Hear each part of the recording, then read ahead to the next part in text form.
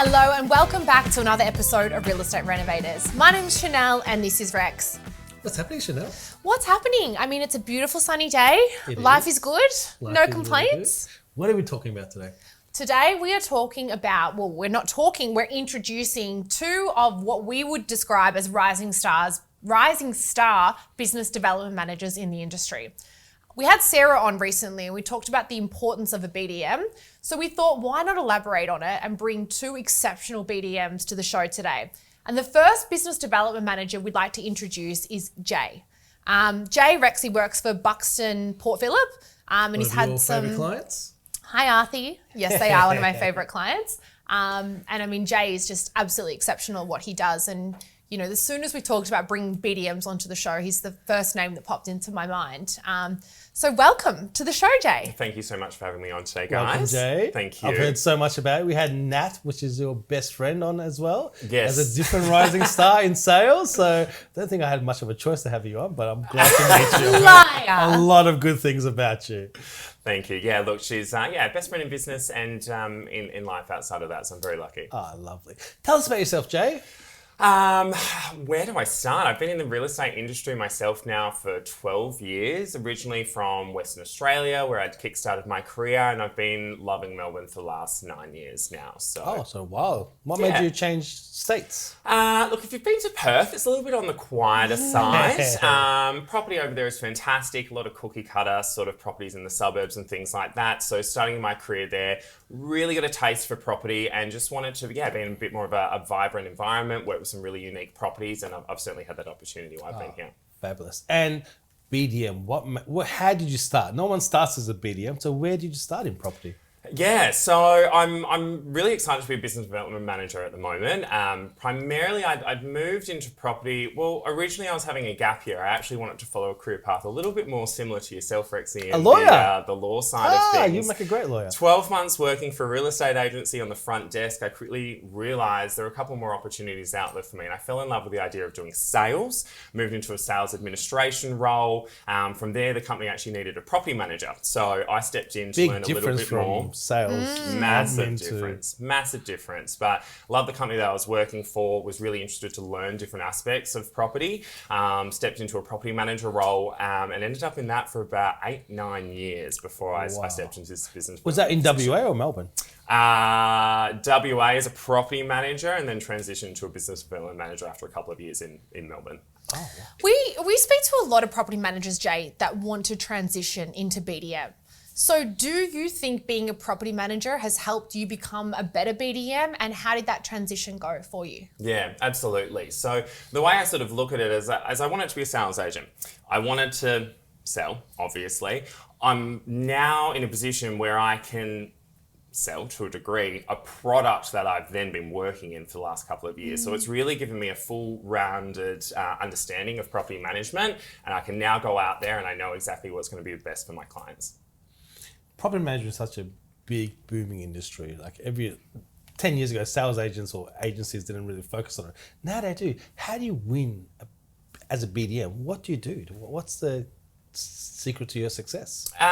Look, as a business development manager, it's a mouthful sometimes. I'm a BDM, it can be a mouthful. We call it BDM, easy in the industry. The main thing I try and focus on with a lot of my clients when I'm winning business, the main thing seems to be about the tenant selection process. And so obviously those years of putting tenants into the property, learning from mistakes sometimes along the way with things as well, I've really managed to narrow down the right plan and strategy to market the property and select someone that's going to be an investment for the owner's investment as well. I think that's the biggest thing to look at. It's not always about trying to lease the property as fast as you can. Obviously, that's a portion of it as well. But the person that you actually place into the property is actually going to be an investment also. And how do you do that? Like, what's your process of selection? Look, going through the applications, I always say in appraisals as well, like when a lot of people see on Facebook that meme about tag your friend who should be in the FBI. I'm the person who gets tagged into that meme. So I love that. When COVID happened and everyone's managers were getting sent home, and so they're applying and they're going, yep, just call my manager, John, here's his mobile number. That's not always good enough for me. You need to do a little bit of background research. You know, there is a lot of people out there who can lie on applications. So checking LinkedIn, trying to get in contact with the actual company, speaking to reception, being transferred through to that person, little things like that are always really you important. Investigate the tenants. Absolutely. You'd be exceptional in recruitment, Jay. It doesn't work out for BDM. You're coming over to recruitment. You're not recruiting him. Well, you know. Jay, it was interesting. Rex and I were at an event recently and we were speaking to a property manager. And she put forward the argument that why do offices need BDMs? Why aren't property managers just focused on bringing on business? And we sort of probed her a little bit about that. And she said, look, the BDM brings on business, but then it's handed over to a property manager. So how is this sustainable? How is this a good option that the BDM just focuses on bringing on business, then it gets handed over to a PM? The best way I can think of answering that is having a look at my own experience, and particularly with the company I'm working for at the moment. So when I first started with Buxton, I actually had a hybrid role. So I did manage a portfolio at the same time as bringing on new business. And we really learnt the importance of bringing on new business, and as much as we could, particularly throughout those years in COVID, not to go down that track, but for a variety of different reasons, like a lot of businesses, we were losing management. And that was predominantly a lot of owners who have ended up with vacant properties and therefore needing to sell, general hardship, you know, you're now moving on your investment property, keeping your principal place of residence. So with the volume of properties that we're losing, I was essentially, like I could bring on 12 properties, 10 to 12 as an example. Then all of a sudden we'd lose 10 to 12 that same month. So realistically, my role during 2020, 21, even parts of 22 was to keep the number of managements we had and therefore our income very stable. What I did realise is that I could only do so much while I was still managing those properties as well. So I worked really closely with my directors over that time. We transitioned my role into being a full-time BDM, where I'm now able to do about double that. As a result, we're not just keeping our numbers sustained and therefore our income sustained, but we're actually now seeing massive amounts of growth. And when we look at the Buxton franchise, our name as Port Phillip is quite consistently over the last 2 years or so been sitting up in the top 3 performing for growth, income, all of that as well. So it's been a really big demonstration of what it's been to get our name on the leaderboard there. Does it need to be a good link? Like a BDM that brings the business in, do they need to have a really close connection with the PM team that manages that business? Because you could make promises to the landlord, but if they're not delivering on the promises. Yeah, and that's a really good question, particularly because I speak from how I would operate as a property manager, and everyone in every role is going to, you know, add their own twist and do things a little bit differently, which I love. I think it's important. It's not always 110% necessary. I've considered myself, you know, do I move over, sit with the sales team, do a little bit more prospecting with them and that sort of thing as well, or do I continue sitting with the PMs where they're the ones managing the properties, working with the people who I'm then passing a management on to, making sure that they fulfill, I guess, those promises that I've given to clients as well. If you look at every business, I think they just need to have a look at what they want their end goal to be. And for me, I know that we've got a really strong sales department, so I don't need to worry about leads coming from them. They care about the business just as much as I do. So it is a little bit more working with the property management team, working with our leasing team to make sure those promises are being carried out. I know my team are fantastic at carrying out all of those. But then I guess also looking at our property management department as a database at the same time. Our landlords, no other landlords. Our landlords have other rental properties. So it also means that I can keep my finger on that pulse in the department a little bit more. Again, as I said, knowing that our sales team are out hard prospecting and speaking with everyone that they can about potential investment opportunities as well. Interesting. And to what extent, Jay, do you believe brand has played in your success, the Buxton brand, when you're prospecting for new business? Yeah, it's massive, to be honest. So as I said, I've transitioned from another state where I worked for a very big brand. It's an international brand. And as a result, moving over to Melbourne, this is actually the first time I've worked with a franchise since I've been here. I have worked with a couple of companies since being in Melbourne. I can speak to someone who knows that their mother's cousin's brother had a really good experience in Ballarat as a result of having an office over there, or down in Chelsea. So it really does unify us a lot. And I can speak to someone who's had exposure with our brand somewhere else in the state as well. So if you're a new office, Jay, say you open up Jay Real Estate, right? And you don't have a database, how would you go about bringing on business? Well, look, first of all, J Real Estate's got a little bit of a It reach. does. The first place, I mean, it depends if we're talking about a freshly new started company, or maybe I've got a couple of managements potentially purchased a rent roll or something like that. The first place I would always start is with our current owners, seeing what we can do, making sure that we're providing them a good quality of service, and as a result, seeing if there's any referrals that they can pass on to us, any other properties that they might have that they might be looking to consolidate. That's going to be step one. Step two outside of there is having a look at where, I guess, investment properties come from. They come from people purchasing properties or mortgage brokers obviously providing loans. So creating contacts within that realm is also going to be really important. But the first point of call is always working with your current clients. There's so many times that in the past at other companies, I've seen us lose a management and they went, look, it's nothing that you've done. This other company's just offered me something because they managed my property in X area. So it's really important to ask those conversations, because we might be managing X amount of properties now, but realistically, as I've said, that's a database. There can be a whole gold mine of other properties and investments that we can find there as well. Really good tip. That's an excellent tip. Thank you, Jay. We're going to move on to our next rising star and then have you back on for all four of us to have a chat. Fantastic. Thank you. And now we are welcoming another star BDM, Rebecca Cleaver, who's currently BDM at Woodards in South Yarra. Welcome back. Thanks for having me, guys. Welcome Happy back. Friday. Happy Friday. What a day for it. It's a perfect day because you're here. Oh, thank you. What a sleaze bag. Not being a sleeve bag whatsoever. Beck, thank you so much for being a part of the show. Ignore I always Rex. get picked on when there's female guests for some reason. He loves blonde hair, blue eyes. It's not the case. Yes, it is. Anyway. Beck, we understand you've got a very different background to Jay. So Jay's obviously transitioned from property management into BDM. Tell us a little bit about you and your background in real estate and how you came to be a BDM. I started in sales in 2008, which feels like forever ago. And so I worked sales? in property sales, resi sales, and worked in that for a few years. I had a father who was then a little bit unwell, and working real estate is a, full-time job, 6 or 7 days a week, and I couldn't really maintain that and also maintain care of him. I took a step back. I worked 2 days a week in sales at Pet Barn and ran my own dog training business. Oh, wow. Training business. I have 2 puppies out there that are so badly trained. We'll get to them. Tips. And so did that for a few years, and then came back. I went to a recruitment agency to try and help me find a job, and they ended up recruiting me to work in real estate recruitment for 4 years. So I have recruited for a lot of the businesses across Melbourne, which Chanell and I have in common. And then worked in kind of like investment sales. And I always knew my plan was off the plan for like tax depreciation purposes. And similar to what Chris Christophe does, who's also been a guest here. And I always knew my plan was to come back into residential eventually. It's in my blood. My dad was in real estate growing up. And I love sales. I love that thrill of the chase and turning a no into a yes. And BDM is kind of the perfect fit for me. I think I'm really lucky finding. It's different to sales though, isn't it? It's selling, but it's not really. It is.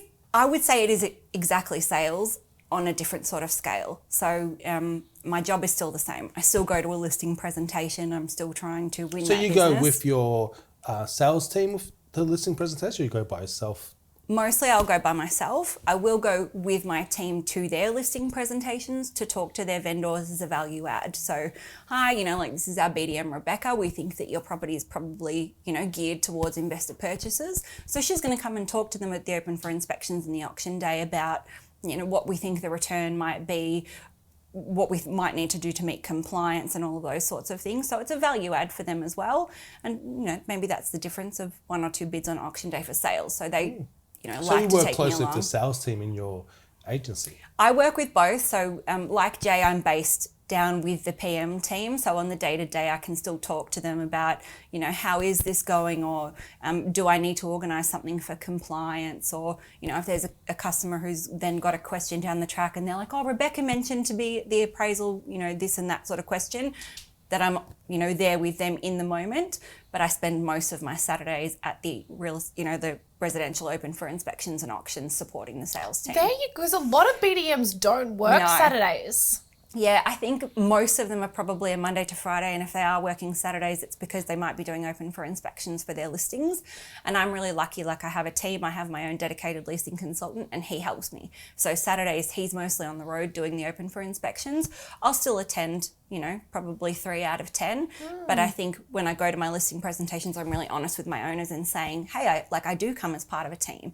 You know, there's me and I'm here, and I have a team of people that support me, and we are all together working towards finding you the best tenant for the property. What a great value add. Yeah. Because a lot of BDMs coming forward now, their prerequisite is I want to work Monday to Friday only, which I get it. It's living the dream. You're doing your real estate Monday to Friday. You're still in sales. You've got this great base salary. You've got this uncapped commission structure. But there is a lot of turnover in BDM. Yeah. And I think that Saturday is you know, that's where it's game day. But a lot of BDMs aren't seeing that. I think Saturday is your time to shine, and I think Saturdays is about bringing in the business that wouldn't necessarily have come your way if you weren't outside on a Saturday. So last Saturday, I went to one of the teams open for inspections and started talking to some potential purchasers.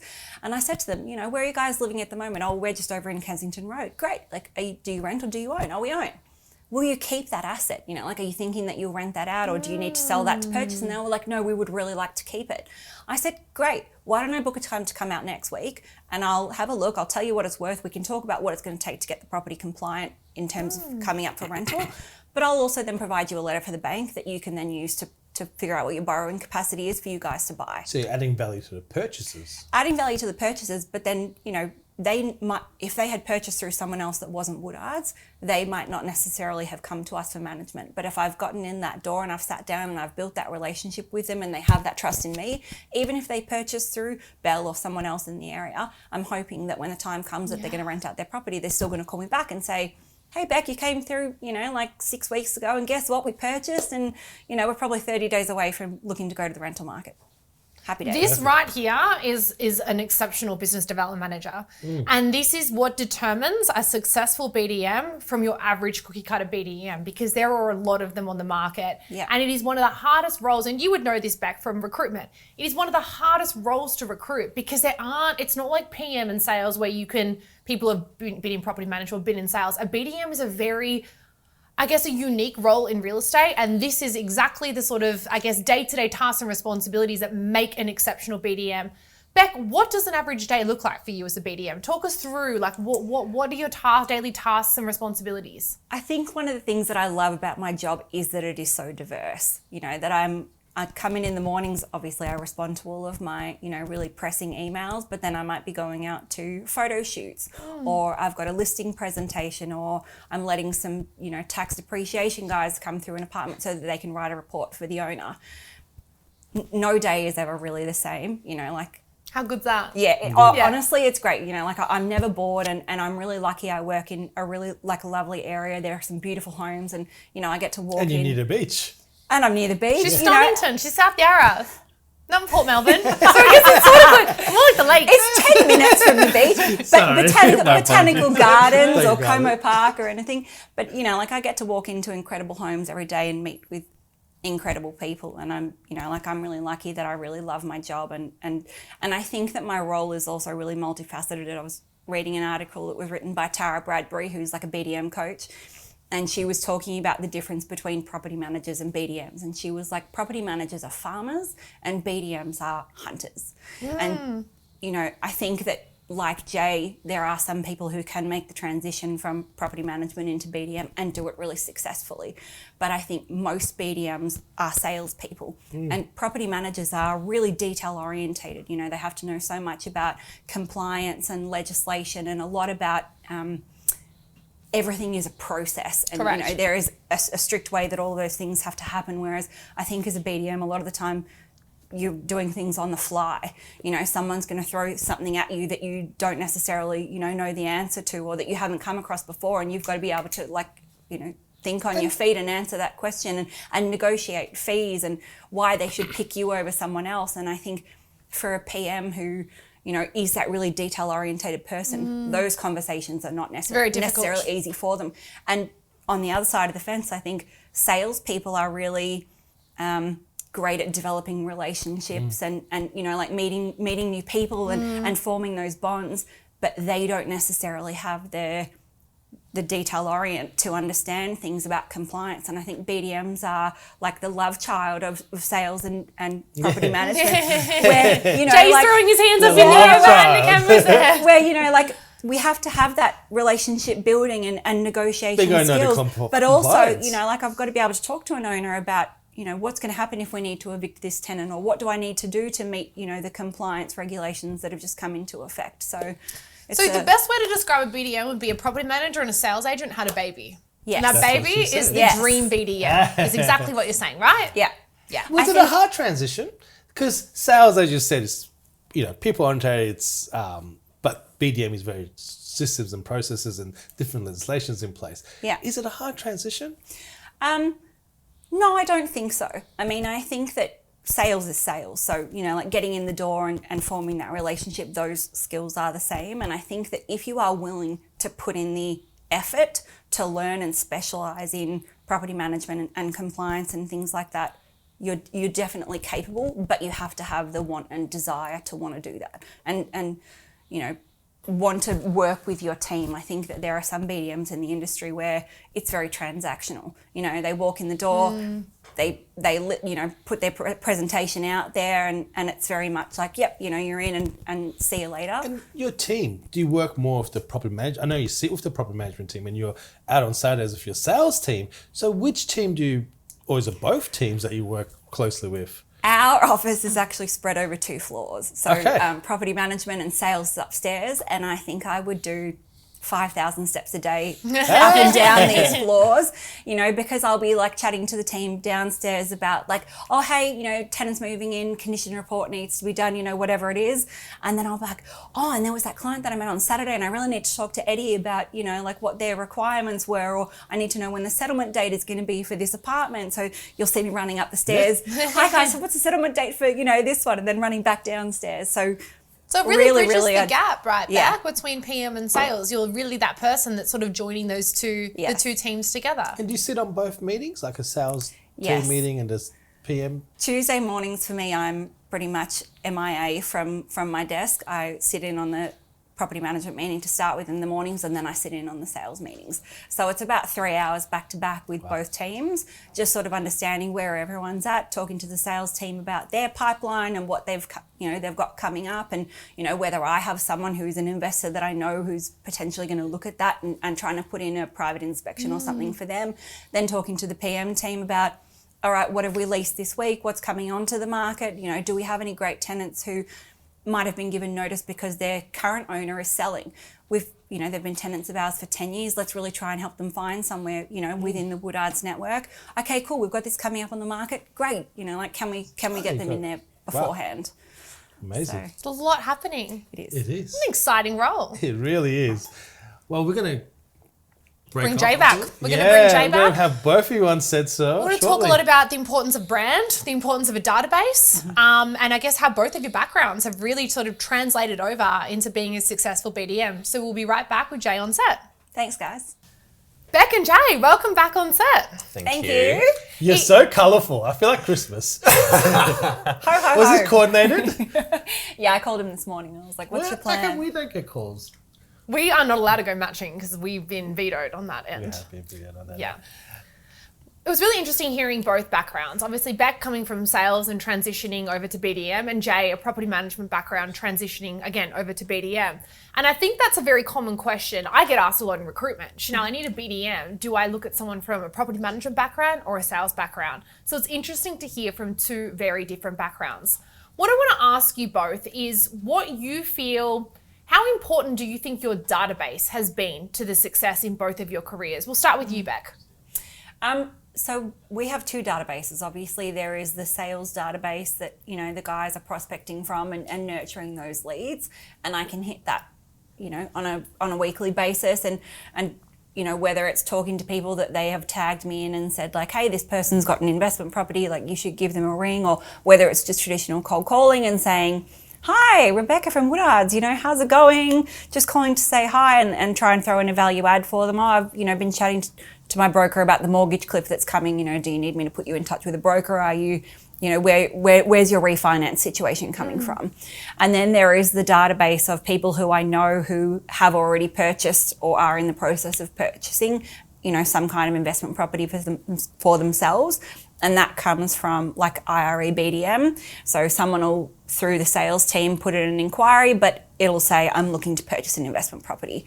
So calling them and saying, hey, you know, like, what are you looking for? Can I come with you? A lot of the time I act as also kind of like a buyer's advocate for people. So I'll have someone who says, hey, I'd really like to work with you and I'm looking to buy an investment property. So yesterday I was at two open for inspections for RT Edgar with a client, walking through, talking to them about, okay, what's really appealing about this? What kind of tenant do we think we're going to find? What do we need to do to meet compliance, you know, settlement terms and all those So sorts you're of working things. through another brand. Yes. But not a buyer's advocate, but a BDM assistant, I suppose. Yeah. So I, whether the client purchases through Woodards or purchases through someone else, it doesn't really matter for me. It's the relationship that I have with that investor that is the most important. So yeah, I do get to go through, you know, everyone's open. It's Marshall White's, Bell's, RT Edgar's, everyone's. And it's, you know, it's fun for me because it means I don't just see the Woodards properties, I see all the properties everywhere. So it's those two databases for me that are really building the pipeline. Fantastic. And Jay, yourself? Yeah, I completely agree with everything that Bex just said there. I have to say, I have a very supportive sales team. I mean, we're a business that started off as a sales business, like I guess a lot of real estate agencies have been. Both sides of our property management department and our sales department, we've had really good leadership for me to be able to focus on things from a property management sense. And my sales team, honestly, often I'm a little bit more of a BDM assistant to them at times. They know all of the right scripts. They know the right time to refer me and get me involved in the conversation. They're constantly inviting me along to other appointments to meet either buyers who want to purchase an investment so we can guide them in the right direction, or again, like Becca's touched on, adding that extra value of, okay, maybe if you're not looking at selling, you could be looking at leasing as well. So we work extremely collaboratively in that realm. In terms of the databases, I'll be honest in saying our sales department, as I've said, they've got that down packed. So they really do look after that and invite me in where it's necessary. And I guess I just look after things on our property management front.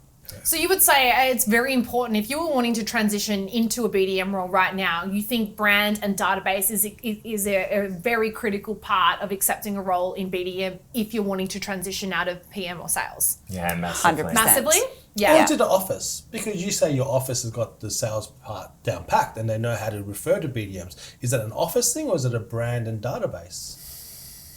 Combination. Obviously working for Buxton, we have been operating in purely Victoria and had that focus on Victoria.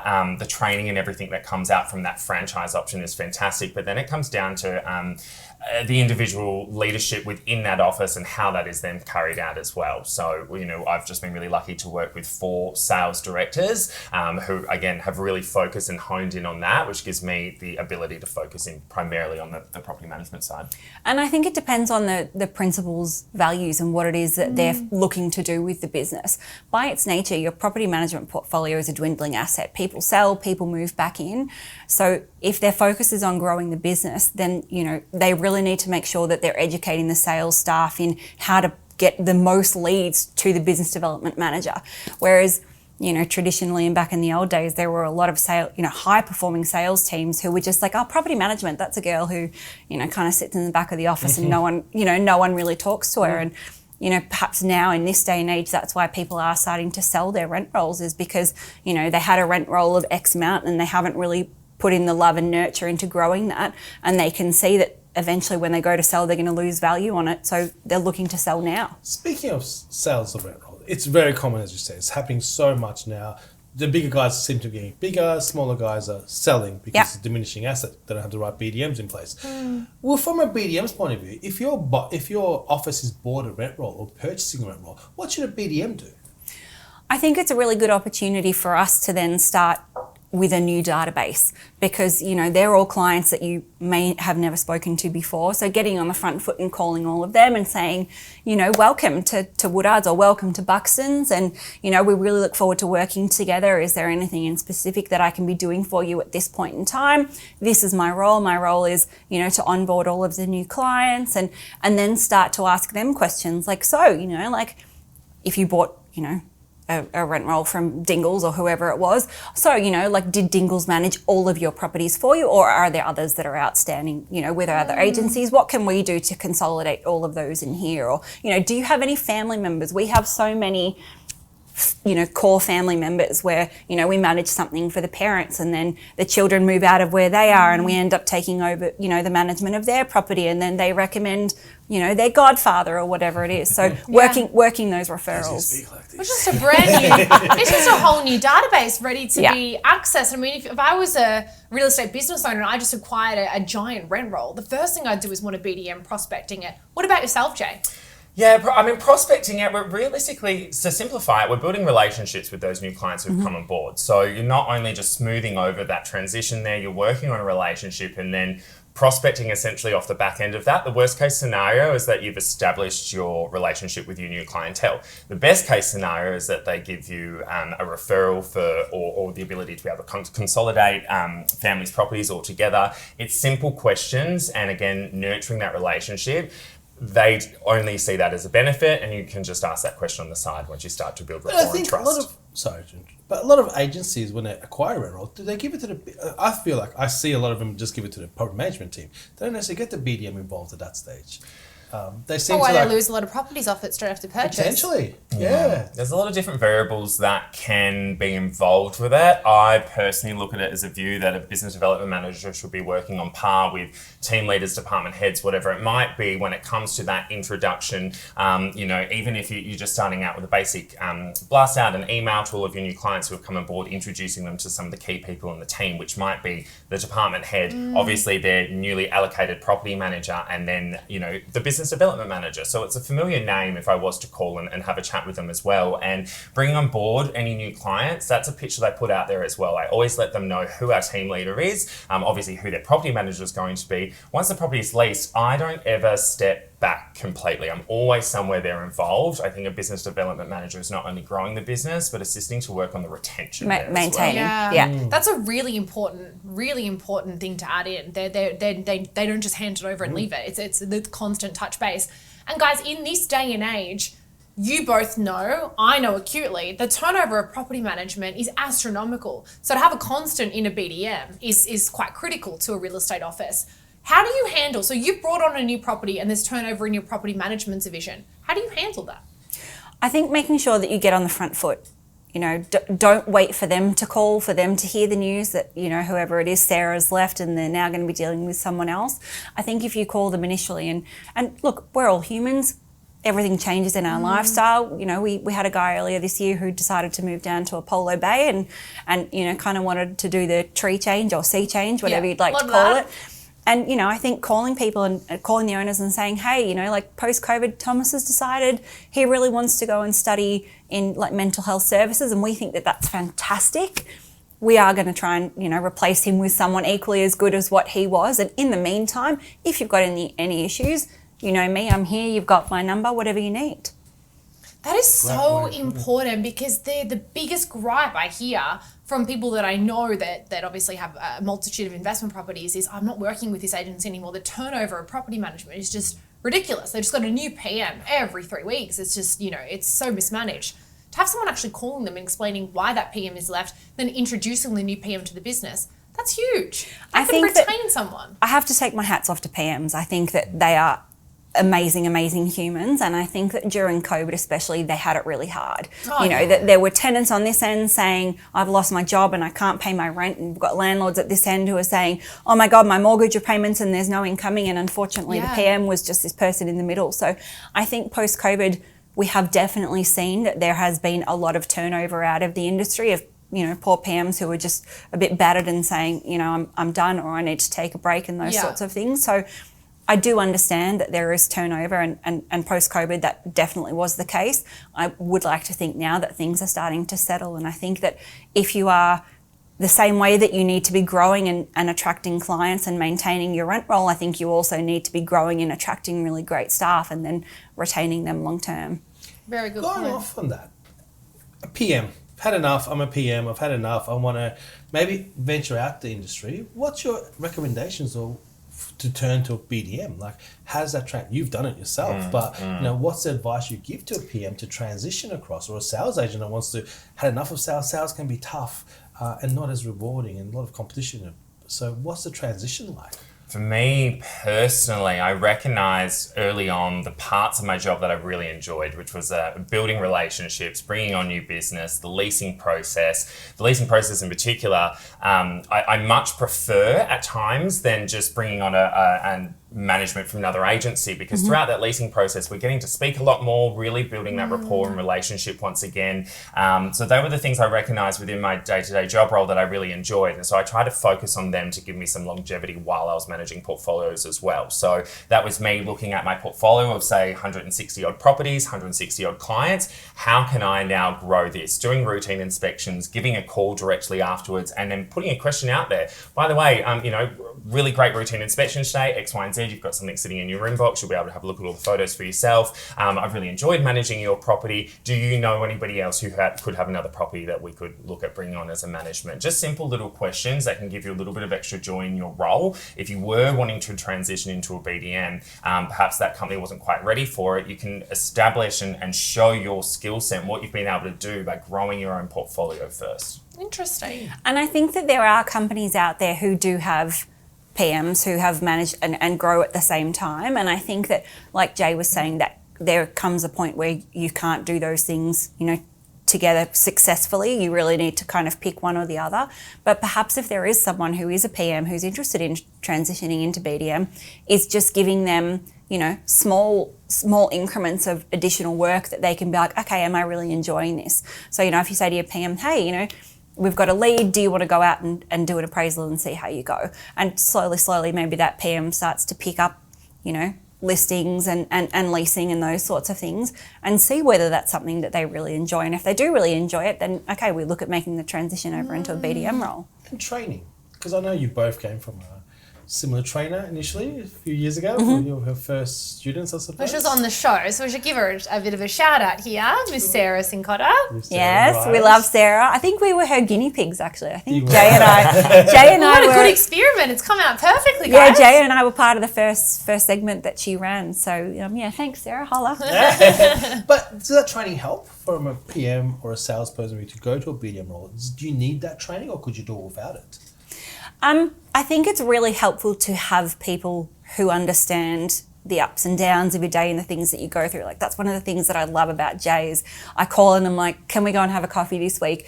And when I talk to him about things that I'm going through, he understands exactly what it is. Yeah. You know, trying to talk to a sales agent about some frustrations that you might be having with, you know, getting a property compliant or whatever it is, or trying to talk to, you know, like a PM about how hard this listing is and you know, negotiating these fees. Those two parties might not necessarily understand. So I think surrounding yourself with people who understand what you're going through is really, really important. And, you know, Sarah was a really well-performing agent, and I think a lot of, you know, was really inspirational to me, the fact that she was a woman also who was dominating the industry.